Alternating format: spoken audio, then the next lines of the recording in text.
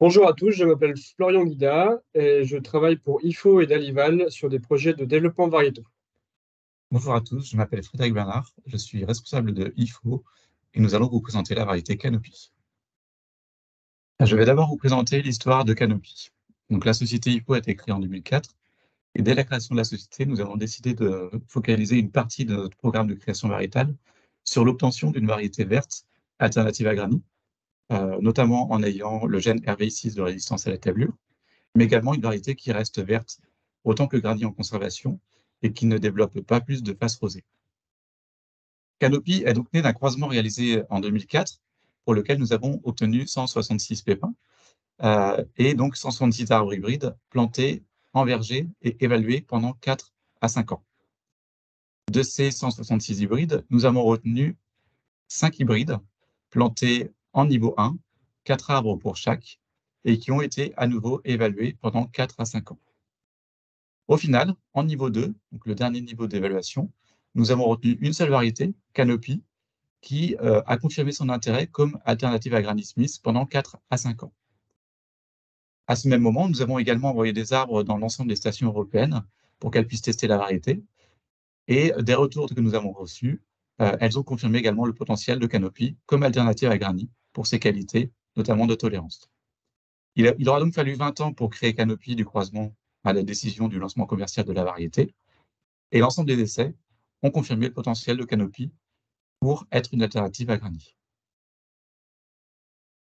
Comme vous pouvez le voir sur ces images, la variété Canopy est très proche de Granny en termes d'apparence, avec un vert qui a une tonalité assez proche, et également une forme de fruit également assez proche de Granny.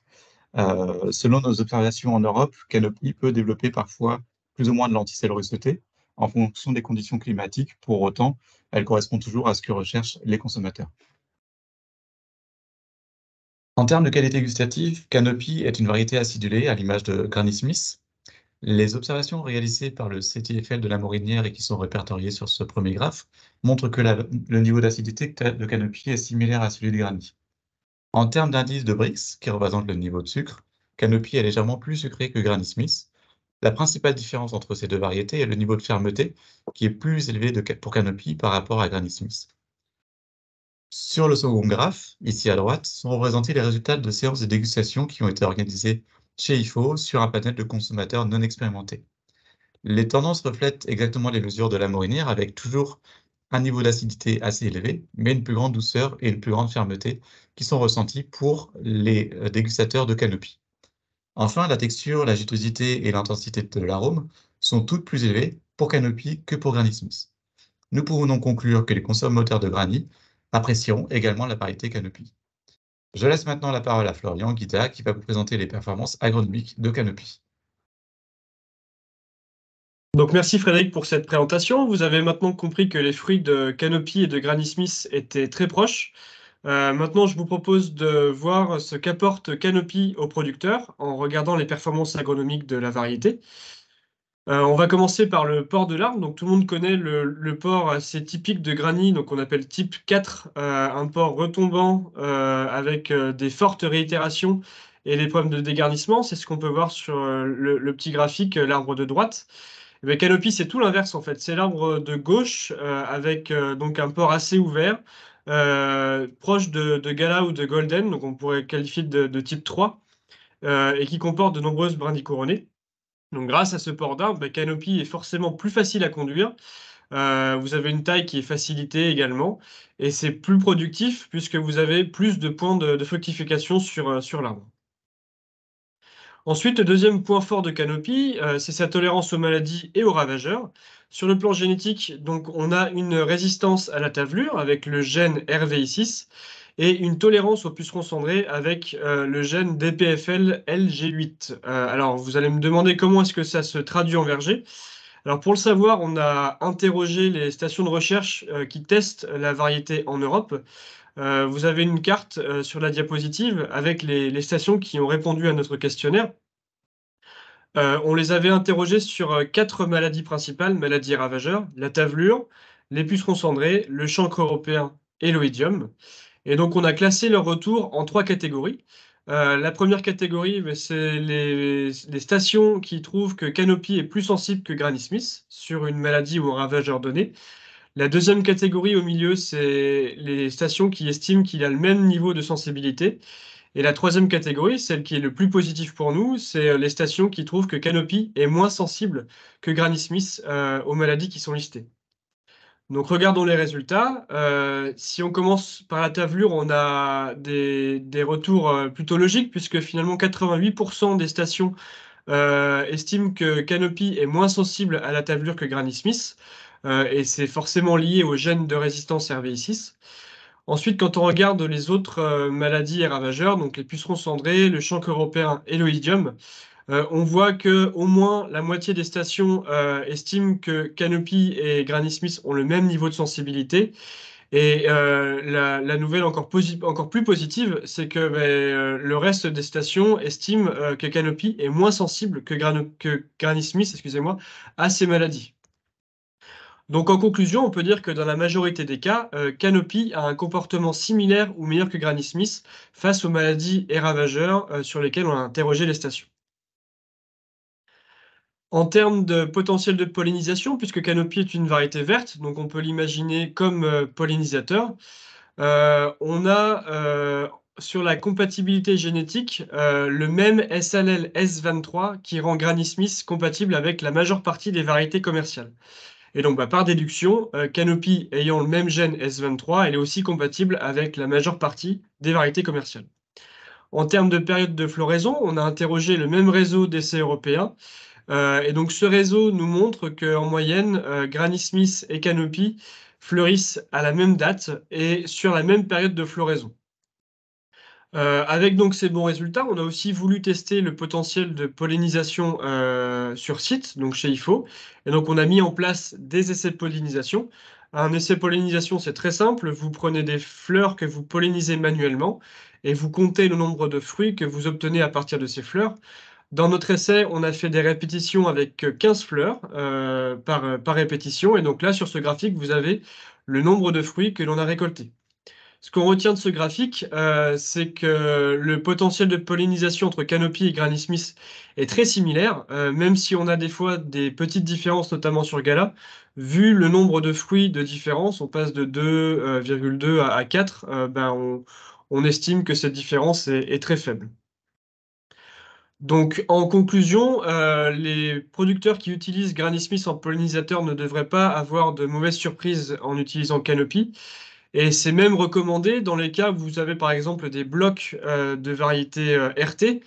C'est là où Canopy exprimera pardon, son potentiel. Pour terminer, on voulait vous parler de la date de récolte et de la conservation de Canopy. Donc, on a relevé que la récolte pouvait avoir lieu 7 à 10 jours après Granny Smith à un niveau de régression d'amidon égal. Et par rapport au potentiel de stockage, on a fait 2 années d'essais avec le CTIFL de la Morinière en France. Et ce qu'on a noté après ces 2 années, c'est qu'on n'avait pas de différence notoire entre Granny Smith et Canopy, notamment sur la sensibilité au scald. On a le même niveau de sensibilité pour Canopy et pour Granny Smith. Et enfin, le dernier point sur la conservation, c'est que même avec un stockage de plusieurs mois, les fruits de Canopy maintiennent cette belle coloration verte qu'on voit à la récolte. Je vais maintenant laisser la parole à Ségolène Dandin du CTIFL de la Morinière qui va nous présenter ses premiers résultats sur la variété Canopy. Bonjour à tous, je suis Ségolène Dandin et je travaille au CTIFL La Morinière. Je vais vous présenter une synthèse de 3 années d'observation sur la variété Canopy qui fait partie du programme d'évaluation d'une nouvelle variété CTIFL La Morinière. On peut voir sur le premier graphique, ce sont les données de récolte. Sur notre verger, nous avons la variété en PFI et en agriculture biologique.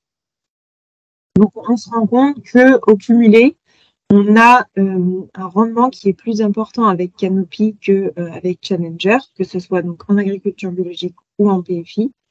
Sur le second graphique, donc on voit les calibres de chaque année récoltée pour chaque variété.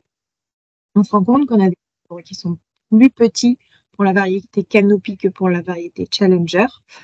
On peut voir aussi sur le cumul, donc la barre qui est entourée en rouge, qu'on a à peu près 20% de fruits très gros sur Challenger, voire trop gros, alors qu'on a à peu près 20% de fruits trop petits sur Canopy. On se rend aussi compte qu'on a plus de fruits sur la variété Canopy que sur la variété Challenger, ce qui peut aussi expliquer le rendement qui est plus important. Lorsque l'on regarde la sensibilité aux bioagresseurs, on se rend compte que Canopy est moins sensible aux principaux bioagresseurs que Challenger, comme pu le montrer les résultats de l'étude européenne réalisée par IFO. On a observé sur le verger, sur notre verger, notamment en agriculture biologique, du russet pédonculaire et du russet oculaire sur la variété, ce qui peut être dû à nos programmes de traitement en agriculture biologique qui utilisent du cuivre. Ensuite, lorsque l'on regarde la maturité des fruits, on se rend compte que Canopy est plus tardif que Challenger. Donc, en effet, là, on va regarder sur nos 3 années de récolte. Donc, le premier graphe à gauche. Donc, pour le lire, une couleur, c'est une année et un verger. En fait, on se rend compte que chaque année, on a 1 à 2 points de régression d'amidon de différence entre les 2 variétés. Et sur l'année 2023, on a voulu récolter les 2 variétés à la même régression d'amidon. Et en fait, on se rend compte qu'on a une quinzaine de jours de différence entre les deux variétés. Ensuite, lorsque l'on regarde le taux de sucre, on se rend compte que la variété Canopy a un taux de sucre qui est systématiquement plus important que la variété Challenger, que ce soit en agriculture biologique ou en PFI, et quel que soit le rendement en fait, qui est toujours plus élevé pour Canopy. Et enfin, lorsque l'on regarde les études qui ont été menées sur le SCALD, en 2021, on n'a pas vu de différence entre les 2 variétés, Challenger et Canopy. Et en 2022, on n'a pas observé de SCALD sur aucune des 2 variétés. Donc, on va réaliser encore des observations sur la récolte 2023. Ces 3 années d'études nous permettent de dire que la variété Canopy est une bonne alternative à la variété Challenger dans nos conditions et donc au vu des résultats d'essai que nous avons jusqu'ici. Nous allons continuer les observations sur la variété sur notre centre à la Mourine. Merci Ségolène pour ces premiers retours. Donc, si on résume tout ce qu'on vient de se dire, Canopy, c'est une pomme qui est à destination des consommateurs de Granny Smith. C'est une variété qui est facile à cultiver, avec une bonne tolérance aux maladies. Et enfin, c'est une bonne alternative comme pollinisateur.